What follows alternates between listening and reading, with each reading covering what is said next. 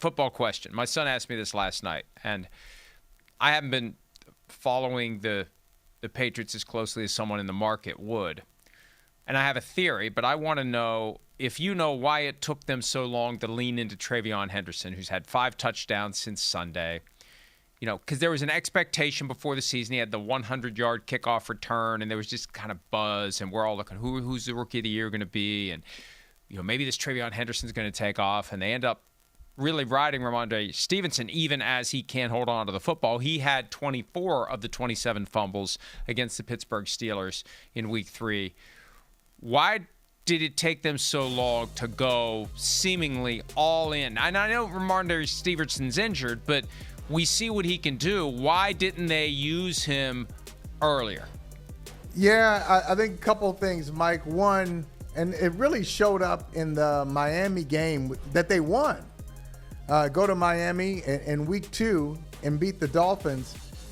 Oh, Henderson was great in college in blitz pickup. He was probably one of the best running backs in the country at that. But he struggled his first few games to the point where they didn't really think he was reliable in the passing game because he would miss some assignments or just get trucked by linebackers and defensive ends when he was on blitz pickup.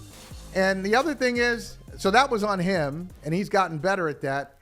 But what I think was on them is that they weren't using him the right way. Now, this is one thing Kirk Herbstreit said last night that I do agree with.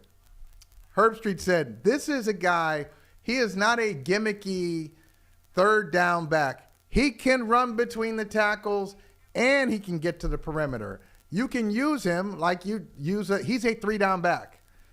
So they started to doubt that when he struggled in pass protection.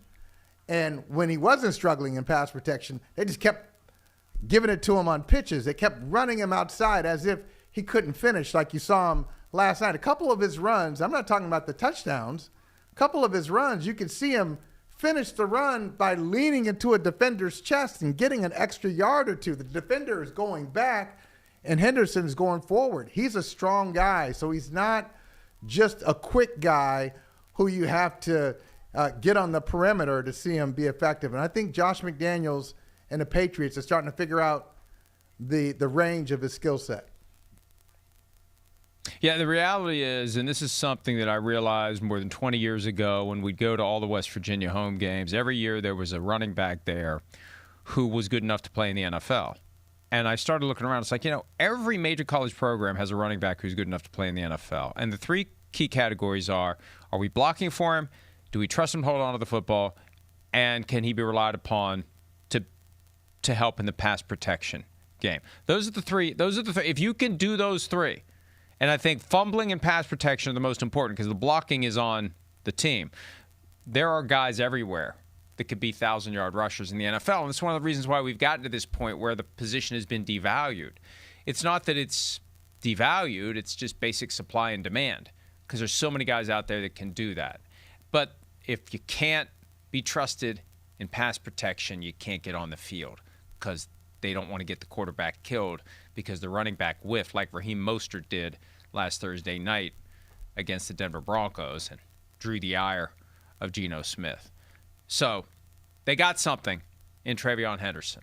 And one of his touchdowns last night, by the way, and somebody asked me this question because I do check all my emails. I may not respond to all of them, but I do check them, and I regret it most days. But one of the touchdowns last night for TreVeyon Henderson, the question was, if they ban the tush push, is that a penalty? Because there was a scrum where you could see multiple guys in that kind of gray denim jersey that, don't get me started on the ongoing Nike-fication of the NFL. And I always resist. I kind of like that. No, don't, because then you're going to have a different jersey every freaking week for every team. But it was a pushing of the runner into the end zone.